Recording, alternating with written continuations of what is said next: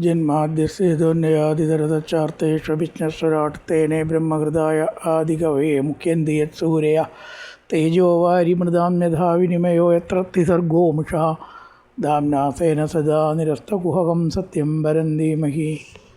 നമസ്കാരം. സനാതനധർമ്മ സംഹിതകളിലെ വിജ്ഞാനശകലങ്ങൾ പങ്കുവയ്ക്കാനുള്ള ചാനലായ നാദശ്രീയിലേക്ക് എല്ലാവർക്കും സ്വാഗതം. പേര് ചാനൽ സബ്സ്ക്രൈബ് ചെയ്യാനും ലൈക്ക് ചെയ്യാനും ഓർമ്മപ്പെടുത്തിക്കൊള്ളുന്നു. സബ്സ്ക്രൈബ് ചെയ്തവർക്കും ലൈക്ക് ചെയ്തവർക്കും നന്ദി രേഖപ്പെടുത്തിക്കൊള്ളുന്നു. ശ്രീമദ് ഭാഗവതത്തിലെ 3-ാമത്തെ സ്കന്ധത്തിലെ 4-ാമത്തെ അധ്യായം 11 ശ്ലോകമാണ് പറഞ്ഞു വെച്ചത്. ഈ ലോകത്തിൽ അവതാര കാര്യങ്ങൾ നിർവഹിച്ചതായിട്ടുള്ള ഭഗവാൻ തൻ്റെ ദേഹത്തെ ഉപസംഹരിക്കാൻ ഒരുങ്ങി അരയാൽ വൃക്ഷത്തിൻ്റെ ചുവട്ടിലിരിക്കുന്നതും മൈത്രേയ മഹർഷി സംഗതിവശാൽ അവിടെ വരുന്നതും ഉദ്ധവനും ഉണ്ട്. ഉദ്ധവൻ ആദ്യം തന്നെ ഉണ്ട്, പറയേണ്ട ആവശ്യമില്ല, അതുകൊണ്ടാണ് പറയാതിരുന്നത്. ഉദ്ധവൻ അവിടെ നിൽക്കെ മൈത്രേയ മഹർഷി എതിർച്ചയാ എത്തിച്ചേർന്നു. ഭഗവാൻ പോകുന്നത് അറിഞ്ഞിട്ടാണോ അറിയാതെയാണോ ഒന്നും അറിയില്ല. ചില ആൾക്കാരങ്ങനെ കൃത്യമായിട്ട് വേണ്ട സ്ഥലത്ത് എത്തും എന്നാണല്ലോ ഇന്നലെ പറഞ്ഞു വെച്ചത്. അപ്പോൾ അവിടെ പറയുകയാണ്, വേദാഹമന്തർ മനസ്സിസ്ഥിതം തേ ദദാമി യത്തത് ദുരവാപമന്യേ ക്ഷത്രേപുര വിശ്വസിജാംബസൂനാം മത്സിദ്ധികാമേന വസോ ത്വയേട്ട. അന്യന്മാരാൽ പ്രാപിക്കാൻ കഴിയാത്തതായിട്ടുള്ള മനസ്സിലുള്ള ആ ആഗ്രഹം ഞാൻ അറിയുന്നു. വസോ എന്ന് മുൻ ജന്മത്തിൽ വസു ആയിരുന്ന ആളാണ് മൈത്രേയ മഹർഷി. എൻ്റെ ഭക്തന്മാർക്കല്ലാത്ത ആൾക്കാർക്ക് ഇല്ലാത്ത ജിജ്ഞാസ നിനക്കുണ്ട് എന്ന് ഞാൻ അറിയുന്നു. ജിജ്ഞാസ എല്ലാവർക്കും ഉണ്ടാവില്ല. അഥ തത്വജിജ്ഞാസ എന്നാണ് ഉപനിഷത്തിലും അതിലിതിലൊക്കെ ആദ്യം വേണ്ടത് മുമുക്ഷുത്വം, പിന്നെ തത്വജിജ്ഞാസ. എങ്ങനെ ലോകം ഉണ്ടായി, എങ്ങനെ ലോകം നടക്കണു, എന്താണ് സുഖദുഃഖങ്ങൾക്ക്, ഇതൊക്കെ അറിയാനുള്ളൊരു ആഗ്രഹം വേണം എന്നാണ് മനുഷ്യനായ. എങ്ങനെയായിക്കോട്ടെ, അതല്ലല്ലോ മനുഷ്യത്വം. അതിനാണ് ഈ ജിജ്ഞാസയ്ക്ക് വളരെ പ്രാധാന്യമുണ്ട്. ഏത് കാര്യങ്ങളും ജിജ്ഞാസ ഉണ്ടെങ്കിലേ അവിടുന്ന് അങ്ങോട്ട് പുരോഗതി ഉണ്ടാവുള്ളൂ. അത് നിനക്കുള്ളത് കൊണ്ട് ആത്മതത്വത്തെ ഞാൻ നിന്നെ അറിയിക്കാം എന്നാണ് ഭഗവാൻ മൈത്രേയനോട് പറഞ്ഞത്. സയേഷ സാധോചരമോ ഭവാനാം ആസാതിതർത്തേ മദനുഗ്രഹോഹേൽ എന്മാമൃലോകാണ്ടകൃത്യജന്തം ദിട്യ ദൃശ്യാൻ വിശദാനുവൃത്യ. സാധോ സജ്ജനമേ, സയേഷ ഭവാനാം ജന്മങ്ങളുടെ ചരമ അവസാനത്തേത് തേ നിന്നാൽ ആസാദിത പ്രാപിക്കപ്പെട്ടു. ഇനി നിനക്ക് ജനനമില്ല എന്നർത്ഥം. ഇതൊക്കെ ആർക്കാ പറയാൻ പറ്റുക? ഭഗവാന് മാത്രമേ പറയാൻ പറ്റുള്ളൂ. എൻ്റെ ഈ ശരീരം കൊണ്ടുള്ള ക്ലേശം ഇതാ അവസാനിച്ചിരിക്കുന്നു. യത് മദനുഗ്രഹ, അതെൻ്റെ അനുഗ്രഹം കൊണ്ടേ കിട്ടൂ, അല്ലാതെ കിട്ടണ കാര്യമല്ല അത്. യത് മദനുഗ്രഹ നൃലോകാൻ, മനുഷ്യലോകങ്ങളെ വിസൃജന്തം ഉപേക്ഷിക്കുന്ന എന്നെ, ഞാൻ ഇത് അവിടം വിട്ടു പോവുകയാണല്ലോ, നീ ദർശിച്ചു. കുറച്ച് കഴിഞ്ഞിട്ടാച്ചാൽ എന്നെ നിനക്ക് കാണാൻ പറ്റില്ല, ഞാൻ ഇവിടുന്ന് പോയിണ്ടാവും. അപ്പോൾ ഭാഗ്യമല്ലേ. ഇപ്പം നീ ഇവിടെ എത്തിയിട്ട് നിൻ്റെ ഭാഗ്യമാണ്. വിശദാനുവൃത്യ, ഭക്തിയോട് കൂടിയിട്ട് നീ എന്നെ കണ്ടു. അല്പം കഴിഞ്ഞതെങ്കിൽ കാണാൻ കഴിയുമായിരുന്നില്ല. ഞാൻ പോകാൻ പുറപ്പെട്ടിട്ടായിരിക്കണം ഇവിടെ. പോകാൻ പുറപ്പെട്ട് നിൽക്കല്ല, പോകാൻ പുറപ്പെട്ട് ഇരിക്കുക. അപ്പോൾ എന്നെ നീ കണ്ടത് നിൻ്റെ മഹാഭാഗ്യവും എൻ്റെ അനുഗ്രഹവും ആകുന്നു. പുരാമയ പ്രോക്തമജായനാഭ്യേ പത്മേ നിഷണ്ണായ മമാതിസർഗേ ജ്ഞാനം പരം മന്മഹിമാവഭാസം യസൂരയോ ഭാഗവതം വദന്തി. എന്താണിപ്പോൾ ഞാൻ എന്നോട് പറയാൻ പോണത്? ഭാഗവതം, അല്ലാണ്ട് എന്താ? ആരാ ഇതിനെ ഭാഗവതം എന്ന് പറയുന്നത്? സൂരയോ, അറിവുള്ളവർ ഈ ജ്ഞാനത്തെ ഭാഗവതം എന്ന് പറയുന്നു. എന്താണ് ഭാഗവതം? നോക്കുക, എന്താണ് ഭാഗവതം? ജ്ഞാനം പരം മന്മഹിമാവഭാസം. ഒരിക്കലും കുട്ടിക്കഥകളല്ല. വേണമെങ്കിൽ വിശ്വസിക്കാം, വേണ്ടെങ്കിൽ വിശ്വസിക്കേണ്ട, അങ്ങനെ കുറേ കഥകളുണ്ടല്ലോ. അതല്ല ശ്രീമദ് ഭാഗവതം. സത്യമായ ജ്ഞാനം തന്നെയാണ്, ഒരു സംശയവും വേണ്ട. ജ്ഞാനം പരം മന്മഹിമാവഭാസം യത് സൂരയോ. ആരാ പറയണത്? അറിവുള്ളവരാണ് പറയണത്. ഭാഗവതം വദന്തി. ജ്ഞാനം തന്നെയാണ് ഭാഗവതം, കഥകളല്ല. ഗീതയിലോ ഉപനിഷത്തിലോ വെച്ചിട്ട് ഒട്ടും കുറവില്ല എന്നർത്ഥം. ആ ഭാഗവതത്തെ നിനക്ക് ഞാൻ പറഞ്ഞു തരാം. ഞാൻ അതിലും ഇതെന്താ വേണ്ടത്? പുരാമയ പ്രോക്തം അജായ നാഭ്യേ. ഇത് ഞാൻ ആർക്ക് മുമ്പ് പറഞ്ഞു കൊടുത്തിട്ടുണ്ട്? അജായ, ബ്രഹ്മാവിന് പറഞ്ഞു കൊടുത്തിട്ടുണ്ട്. ബ്രഹ്മാവത് പുത്രനായ നാരദനെ പഠിപ്പിച്ചു. നാരദൻ അത് വ്യാസന് പറഞ്ഞു കൊടുത്തു. വ്യാസൻ പുത്രനായിട്ടുള്ള ശുഗനെ വീണ്ടും പുത്രന് പറഞ്ഞു. പുത്രനാണല്ലോ.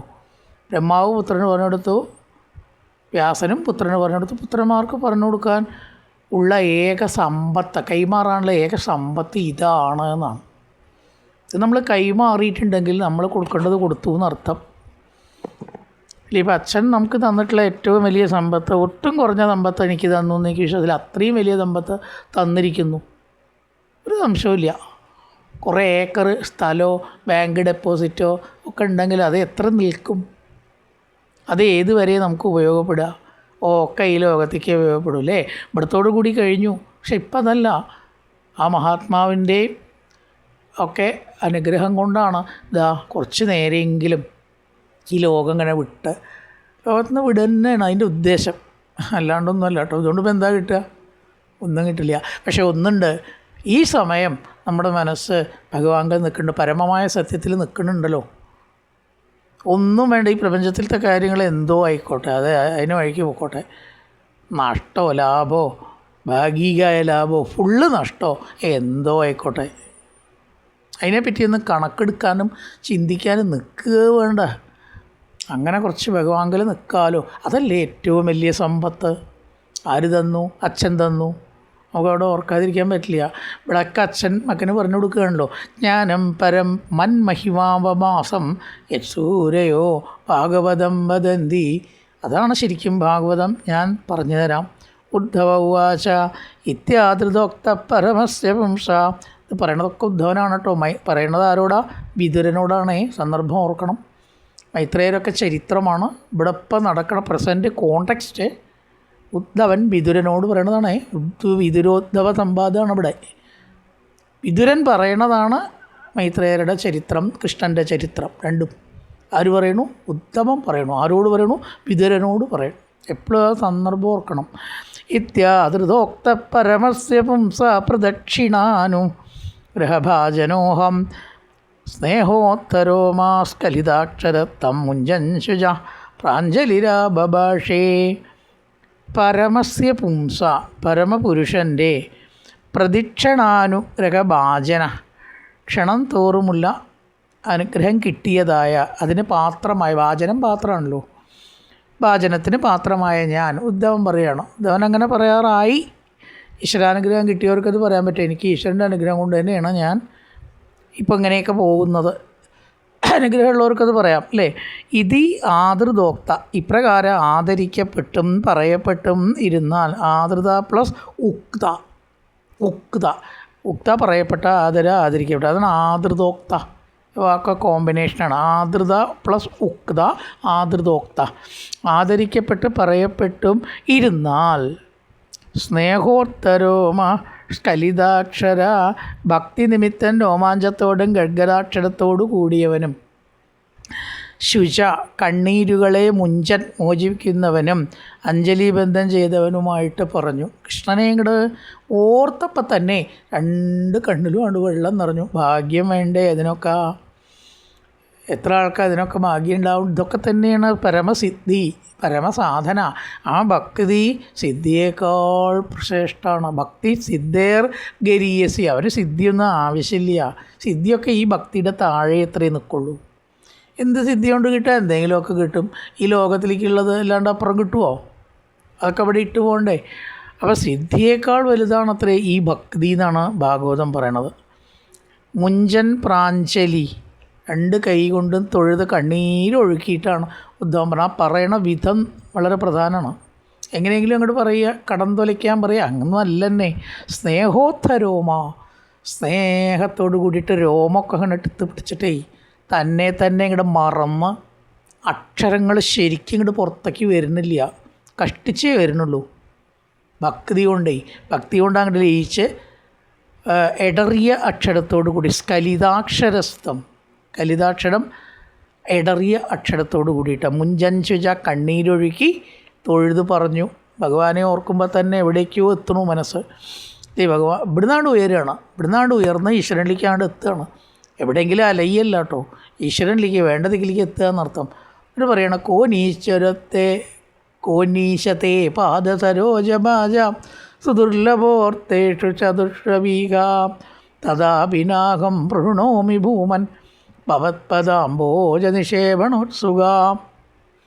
ഭാഗവതം എപ്പോഴും എന്താ വെച്ചാൽ ഈ പറയണ കാര്യത്തേക്കാളും രസമുണ്ട് പറയണ രീതി.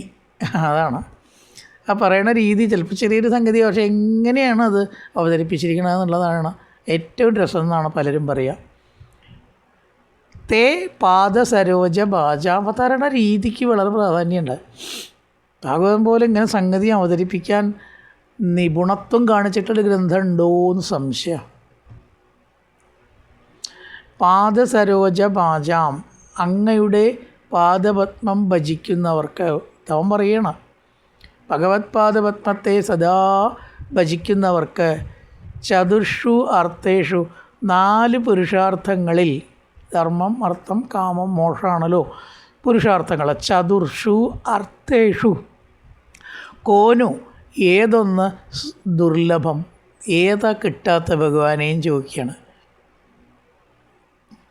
ഒക്കെ ഈ ഭക്തിയിലുണ്ട്, ധർമ്മമുണ്ട്, അർത്ഥമുണ്ട്, കാമമുണ്ട്, മോക്ഷം പിന്നെ പറയാനുണ്ടോ?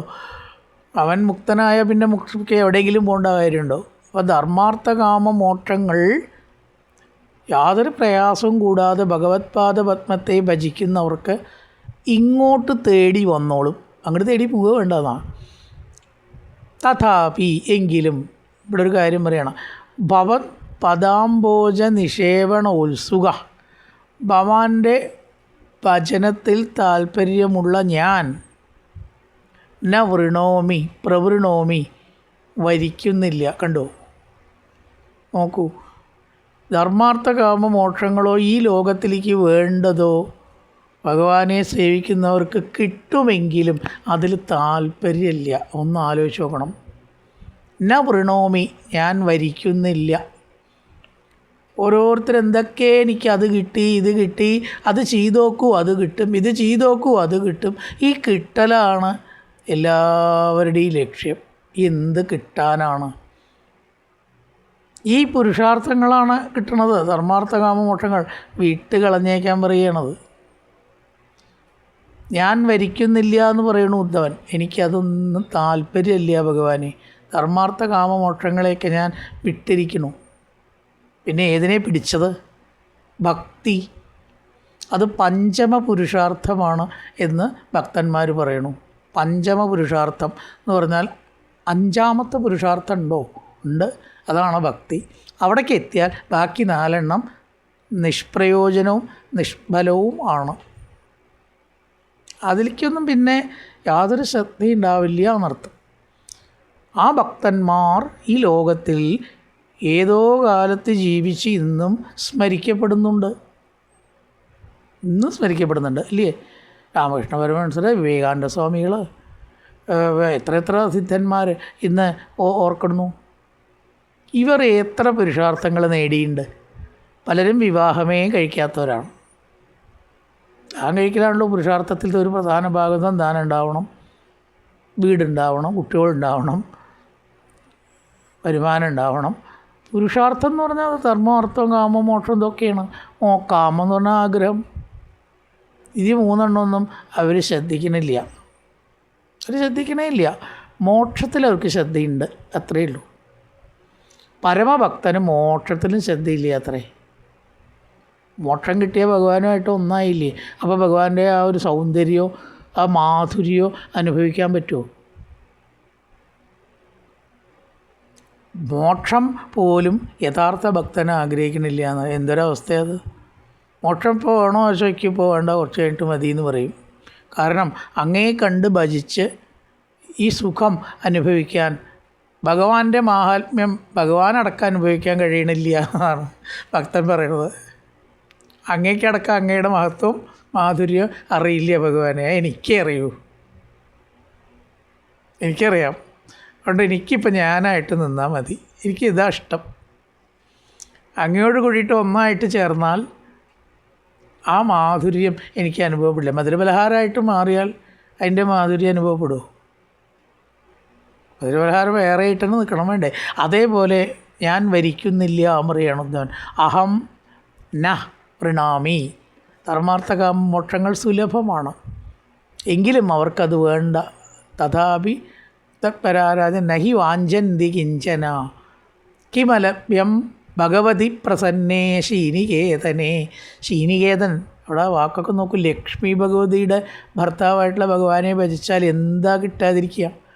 പക്ഷേ അതൊന്നും നഹി വാഞ്ചന്തി കിഞ്ചന, ഒന്നും ഭക്തൻ ആഗ്രഹിക്കണില്ല, ഒന്നും അക്കമിട്ട് ചോദിക്കണമില്ല, ഒന്നും അവൻ ചോദിക്കണില്ല. കർമ്മണ്യനീഹത്യ ഭവോ ഭവസ്യതേ ദുർഗാശ്രയോ അഥ അരിഭയാത്പലായനം. 100 ആവശ്യങ്ങൾ ഭഗവാന്റെ മുമ്പിൽ വെക്കണ ഭക്തിയും ഈ ഭക്തിയും ഒന്ന് കമ്പയർ ചെയ്ത് നോക്കൂ. ഇത് എവിടേക്ക് എത്തിയ ഭക്തിയെ ഭാഗവതം പറയണം. ലഹരിയാണ് ശരിക്കും. നമ്മളെന്ന് വെച്ചാൽ ശിവാനന്ദ ലഹരി, സൗന്ദര്യലഹരി, ശ്രീകൃഷ്ണ ലഹരിയാണ് ഭാഗവതം പറഞ്ഞാൽ ഒരു തെറ്റുമില്ല. ലഹരി തലയ്ക്ക് പിടിച്ചാൽ എന്താ ഉണ്ടാവുക? യാതൊന്നിലേക്കും മനസ്സ് പോവില്ല. നല്ലൊരു വാക്കാണ് കേട്ടോ ലഹരി, തെറ്റൊന്നുമില്ല. ഈ ലഹരി തെറ്റൊന്നുമില്ല. ശ്രീകൃഷ്ണ ലഹരി എന്ന് ഇതിനൊരു പേരിട്ടാലോ ഇത് പലപ്പോഴും തോന്നിയിട്ടുണ്ട്. കാരണം ഇതൊരു ലഹരിയാണ്. കാലാത്മനോ യത്പ്രമദായുധ ആശ്രയ സ്വാത്മൻ രഥേ ഹിത്യതിർവിധാമിക. അനീഹസ്യ, എന്താണ് ജ്ഞാനം? പറഞ്ഞു തരാമെന്നാണല്ലോ ഇപ്പോൾ പറഞ്ഞത്. ബ്രഹ്മാവിന് ഞാൻ മുമ്പേ പറഞ്ഞു കൊടുത്ത ജ്ഞാനം, ബ്രഹ്മാവ് നാരദനെ, നാരദൻ വ്യാസനെ എന്ന രീതിയിൽ കൈമാറിയ ജ്ഞാനം ഞാൻ അങ്ങേക്ക് പറഞ്ഞു തരാമെന്നാണോ ധനോട് പറഞ്ഞത്? അത് ധൻ വിതുരനോട് പറയുകയാണ്. എന്താണിപ്പോൾ ഈ ജ്ഞാനം? കർമ്മണ്യനീകത്യ ഭവോ ഭവർഷ്യതേ ദുർഗാശയോധാരിഭയാത്പലായനം. വളരെ പ്രധാന ഭാഗമാണ്. കാലാത്മനോയ പ്രമദായുധാശ്രയ സ്വാത്മൻ രഥേ കിത്യതിർവിധാമിക. അനീഹസ്യ, കർത്തൃത്വമില്ലാത്ത തേ അങ്ങയുടെ, കർമാണി കർമ്മങ്ങളും, അഭവസ്യ ജന്മമില്ലാത്തവൻ്റെ ഉൽപ്പത്തിയും, കാലാത്മന കാലസ്വരൂപൻ്റെ അരിഭയാട്ട് ശത്രുഭയം നിമിത്തമുള്ള ഓട്ടം. മധുരയെന്ന് ദ്വാരകയിലേക്ക് പലായനം ചെയ്തല്ലോ. സ്വാത്മൻ്റെ സ്വരൂപത്തിൽ രമിക്കുന്നവൻ്റെ പ്രമദായുധാശ്രയ, ആയുധം സ്ത്രീകളോടുള്ള ചേർച്ച. പ്രമദാ സ്ത്രീകൾ, ആയുധം 10,000, 16,100 എന്നുള്ളതിനെ പറഞ്ഞിരിക്കുകയാണ്. പ്രമദ ആയുധം, ആയുധം പ്രമദ, അത്രയും സ്ത്രീകളോട് കൂടിയുള്ള ചേർച്ചയും. വിധാം, അഭിജ്ഞന്മാരുടെയും ബുദ്ധി ഇതിൽ ഖേദിക്കുന്നു. എന്താ അത്? ബുദ്ധി ഇതിൽ ഖേദിക്കണമെന്ന് പറഞ്ഞാൽ ഭഗവാനൊന്നും ചെയ്യുന്നില്ല, പിന്നെ എങ്ങനെ ഈ സ്ത്രീകളുടെ കൂടെയൊക്കെ നടക്കുക, ഇത്രയൊക്കെ വിവാഹം കഴിക്കുക? എങ്ങനെ ശത്രുവിനെ പിടിച്ച് ദ്വാരകയിലേക്ക് പോവുക? എങ്ങനെ അവതരിച്ചു? എങ്ങനെ കർമ്മം ചെയ്തു? എങ്ങനെ കളിച്ചു? എങ്ങനെ ദുഷ്ടനിഗ്രഹം ചെയ്തു? കർമ്മമില്ലല്ലോ. കർമ്മമില്ലാത്ത ഭഗവാൻ ഇതൊക്കെ ചെയ്തു എന്ന് പറഞ്ഞാൽ യഥാർത്ഥ അറിവുള്ളവർ ഇതിനുത്തരം പറയാൻ ബുദ്ധിമുട്ടുന്നുണ്ടോ എന്നാണ്. ശരിക്കും പറയാച്ചാൽ, ഞാൻ പറയുകയാണെന്ന് വെച്ചാൽ ഗീതി സപ്താഹമൊന്നും അമ്പലങ്ങളിൽ പോലും അല്ല നടത്തേണ്ടത്. അമ്പലങ്ങളിൽ പോലും അല്ല നടത്തേണ്ടത്. എന്താ കാരണം ചോദിച്ചാൽ, പണ്ടൊക്കെ ജ്ഞാനാനന്ദസരസ്വതി വായനശാല, സ്കൂള്, വീട്, പൊതുസ്ഥലങ്ങൾ ഇവിടെയൊക്കെ നടത്തിയിരുന്നു. അതിന് കാരണമുണ്ട്. കാരണം നമ്പൂരാരല്ലാതെ ഭാഗവതം കൈകാര്യം ചെയ്യാൻ പാടില്ല പണ്ട്. അമ്പലത്തിലോ നമ്പൂരാരെ വിളിക്കുള്ളൂ. ഇപ്പോഴും അങ്ങനെ ആയിട്ടുണ്ട് കഷ്ടിച്ച്. അവരുടെ കുതന്ത്രങ്ങളുടെ ബലമായി എല്ലാ ക്ഷേത്രങ്ങളുടെയും ട്രസ്റ്റി നമ്പൂരാരാണ്. ട്രസ്റ്റി വിട്ടു നിന്നിരുന്നു ഈയിടെ. അപ്പോൾ അവരൊക്കെ ആക്റ്റീവായി. എന്ത് പൊട്ട ജാതീയത കൊണ്ടുവരാൻ. നല്ലതിനച്ഛൻ തർക്കടലിയായിരുന്നു. ആ നമ്പൂതിരി മേധാവിത്വം, തെറ്റായ ഹിന്ദുയിസവും സ്ഥാപിക്കാൻ അവർ ഇപ്പോൾ ഉണർന്നു പ്രവർത്തിച്ചിട്ട് നമ്പൂരാർ മാത്രമായി മാറിയിരിക്കുന്നു. നമ്മൾ തിരിച്ചറിയേണ്ട ഒരു കാര്യമാണ്. പാടില്ല. ജാതീയതയും വിഭാഗീയതയും സനാതനധർമ്മത്തിൽ പറഞ്ഞിട്ടില്ല. എന്തോ പോട്ടെ, അതിപ്പോൾ ഒരു പ്രധാന വിഷയം, ഇവിടുത്തെ വിഷയമല്ല. ഇവിടെ പറയുകയാണ്, അറിവുള്ളവർ ഭഗവാൻ കർത്താവായിട്ടോ വിഗ്രഹത്തിൻ്റെ ഉള്ളിൽ മാത്രം നിൽക്കുന്നവനായിട്ടോ വിചാരിക്കുന്നില്ല. അവർക്കങ്ങനെ കാണാൻ സാധിക്കില്ല. ഈ പ്രവൃത്തികളടക്കം അങ്ങനെയത്രേ. 16,108 സ്ത്രീകളെ വിവാഹം കഴിച്ചു, ശത്രുക്കളെ പേടിച്ചിട്ട് ഓടി, ദ്വാരകയിലേക്ക് അവതരിച്ചു, ലീലകൾ നടത്തി. ഇതൊന്നും അറിവുള്ളവർ അത്ര വേഗം അംഗീകരിക്കുന്നില്ല എന്നപ്പോൾ ഇവിടെ പറഞ്ഞത്. പിന്നെ എന്തിനാണത് പറഞ്ഞത്? അത് കൂടെയാണ് കൊണ്ടുവരാൻ പറ്റുള്ളൂ, അത്രയേ ഉള്ളൂ. അത് കൂടെ കൊണ്ടുവരാൻ വേണ്ടിയിട്ടുള്ള ഒരു ചവിട്ടുപടി മാത്രമാണ് ഇതൊക്കെ, അല്ലെങ്കിൽ ഒരു മാർഗം മാത്രം. അവിടേക്ക് എത്തിക്കഴിഞ്ഞാലോ ഇതൊക്കെ തിരസ്കരിക്കണം എന്നാണ് പറയുന്നത്. പ്രമദായുധാശ്രയ പലായനം, പിന്നെ അഭവസ്യ ഭവ എന്ന് പറഞ്ഞാൽ അവതാരം, ഉൽപ്പത്തി, ജനന മരണങ്ങൾ, ഭഗവാന്റെ പ്രവൃത്തികൾ, ഇതൊന്നും അറിവുള്ളവർക്ക് അത്ര വേഗം അംഗീകരിക്കാനോ നിർണ്ണയിക്കാനോ കഴിയില്ല. കാരണം ഇതിനൊക്കെ അതീതനാണ് ഭഗവാൻ എന്നത് തന്നെയാണ് ജ്ഞാനം. ഭാഗവതം അതാണ് പറഞ്ഞു കൊടുക്കേണ്ടതും, അതാണ് അത് കൂടെ എത്തിക്കേണ്ടതും. കർത്തൃത്വമില്ലാത്ത ഭഗവാന്റെ കർത്തൃത്വത്തെക്കുറിച്ച് പറയുന്നു. അങ്ങനെ കർത്തൃത്വ ഭോക്തൃത്വ ഭാവം ഇല്ലാത്ത ആളാണ് ഈശ്വരൻ എന്ന ഭാവത്തിലേക്ക് എത്താനാണ് ഇതൊക്കെയും പറയുന്നത്. മന്ത്രേഷു മാംബ ഉപഹൂയത്വ അകുണ്ഠിതാഖണ്ഡസദാത്മബോധ പൃച്ഛേ പ്രഭോ മുഗ്ധൈവ പ്രമത്തന്നോ മനോ മോഹേ ദീവദേവ. അകുണ്ഠിതാഖണ്ഡസദാത്മബോധ ഒക്കെ ഈ ശ്ലോകത്തിലുള്ളതാട്ടോ ഞാൻ പറയണം, എൻ്റേതായിട്ടൊന്നും പറയണില്ല. ആർക്കെങ്കിലും തിരിച്ചെന്തെങ്കിലും ശരിയല്ലാന്ന് തോന്നുന്നുണ്ടെങ്കിൽ അത് ഭാഗവതത്തിൻ്റെ കുറ്റമാണ്, എൻ്റെ കുറ്റമല്ല. ഞാൻ അതിലുള്ളതേ പറയുള്ളൂ.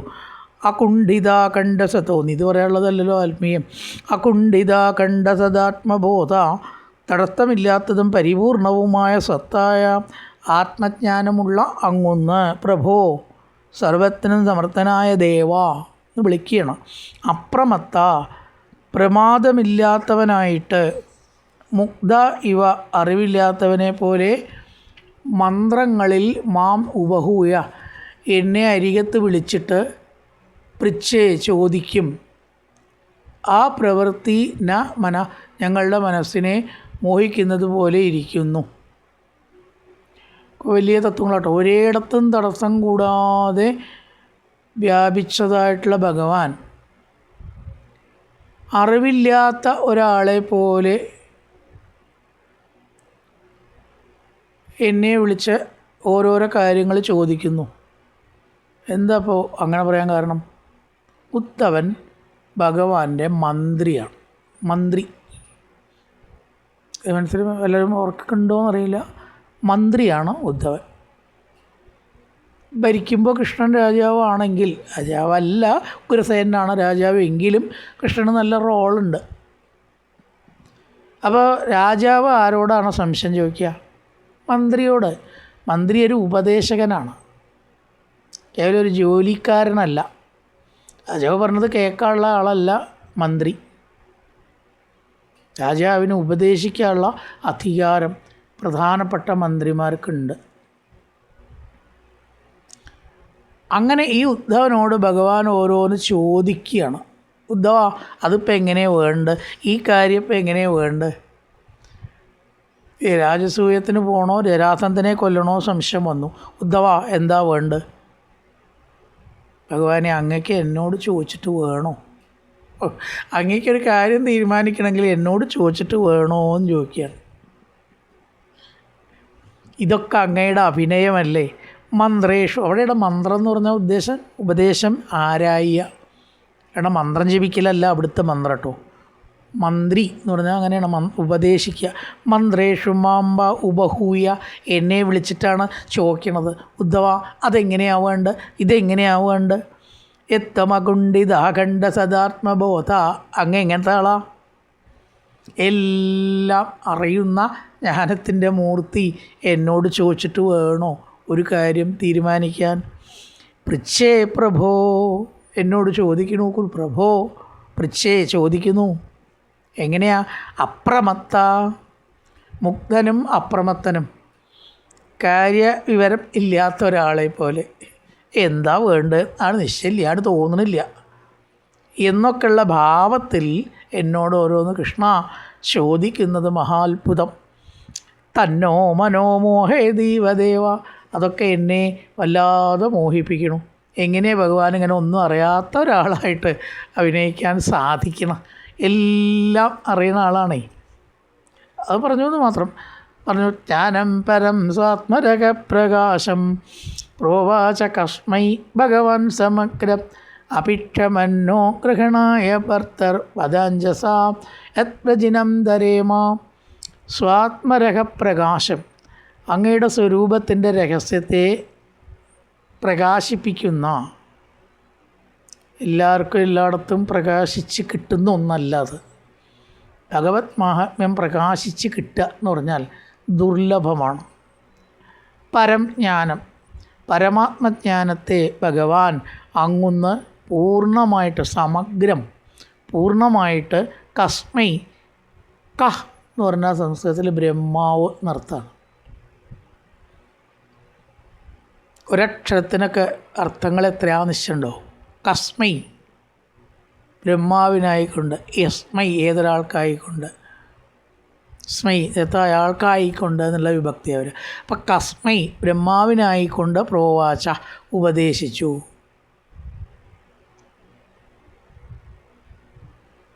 ഭർത്ത ഹേ സ്വാമിൻ ന ഗ്രഹണായ, ഞങ്ങൾക്ക് അത് പറഞ്ഞു തരണം. ബ്രഹ്മാവിന് പറഞ്ഞു കൊടുത്തു. അതാണല്ലോ ചതുശ്ലോകി ഭാഗവതം. പിന്നെ അതാണല്ലോ നാരദനിൽ കൂടെ അങ്ങനെ വ്യാസനിൽ കൂടെ വന്നത്. അത് ഞങ്ങൾക്ക് അറിയാൻ യോഗ്യത ഉണ്ടച്ചാൽ പറഞ്ഞു തരണം. യോഗ്യത എന്നതിൻ്റെ വാക്ക് അഭിക്ഷമം, യോഗ്യമാണെങ്കിൽ വധ, അരുളി ചെയ്താലും ഞങ്ങൾക്കും ആ പരമജ്ഞാനം കിട്ടണം, അറിയണം എന്നുണ്ട്. ഏത് യാതൊന്നിനാൽ അഞ്ജസ, പ്രയാസം കൂടാതെ വ്രജിനം, സങ്കടത്തെ കടക്കാൻ കഴിയും. പരമജ്ഞാനം ഉണ്ടായാൽ നമുക്ക് സങ്കടത്തെ തരണം ചെയ്യാൻ കഴിയും. അതാണ് വേണ്ടത്.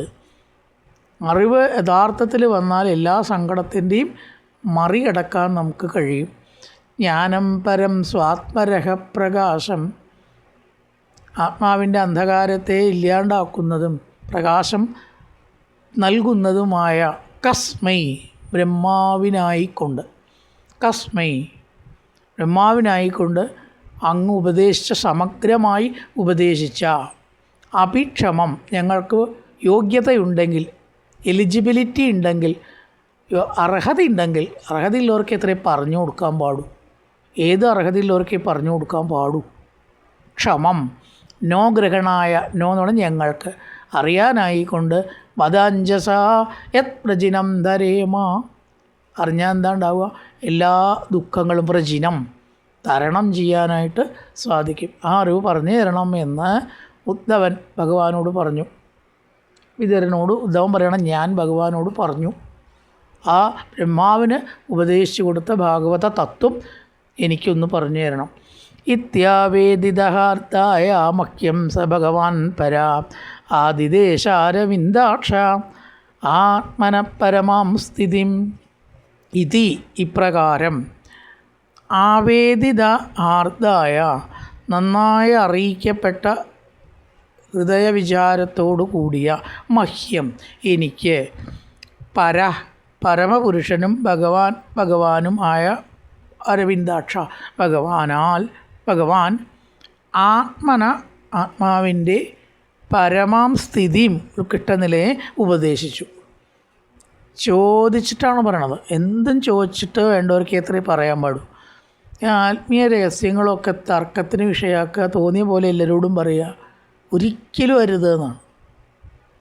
വേണ്ടവരോട് അത് കേൾക്കണം എന്ന ആഗ്രഹത്തിൽ, അറിയാൻ ആഗ്രഹമുള്ളവർക്കേ പറഞ്ഞു കൊടുക്കാൻ പാടൂ. അറിയാൻ വേണ്ടിയിട്ട് ചോദിക്കണം, ചില ചോദിക്കലാവണം. വെറുതെ ചോദിക്കൽ വിഷയമാക്കുക, നേരം പോവാൻ വേണ്ടിയിട്ടൊരു വിഷയമാക്കുക, അതിനുള്ളതല്ല ആത്മീയം, ഒരിക്കലുമല്ല. അതറിയണം.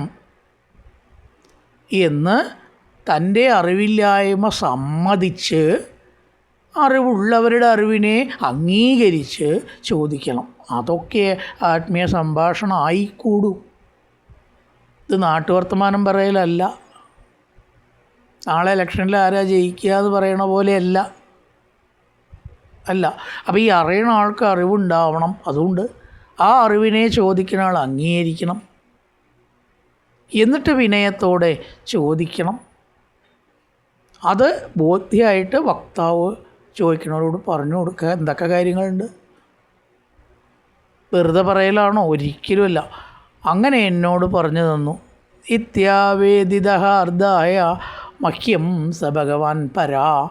എന്നെ അംഗീകരിച്ചു, എൻ്റെ ചോദ്യം കേട്ട് അറിയാൻ വേണ്ടിയിട്ടാണ് ചോദിക്കുന്നത് എന്ന് മനസ്സിലാക്കി അരവിന്ദാക്ഷൻ ആദിദേശ പറഞ്ഞു. എനിക്ക് പറഞ്ഞു തന്നു. ആത്മന പരമാം സ്ഥിതി. എന്താ പറഞ്ഞതെന്ന്? ആത്മാവിൻ്റെ പരമമായ സ്ഥിതിയെക്കുറിച്ച് എന്നോട് പറഞ്ഞു തന്നു. കായേന വാചാ മനസേന്ദ്രിയർവാ ബുദ്ധ്യാത്മനാ വാ പ്രകൃതേ സ്വഭാവാത് കരോതി യത്യർത്ഥകലം പരസ്മൈ നാരായണായേതി സമർപ്പയാമി.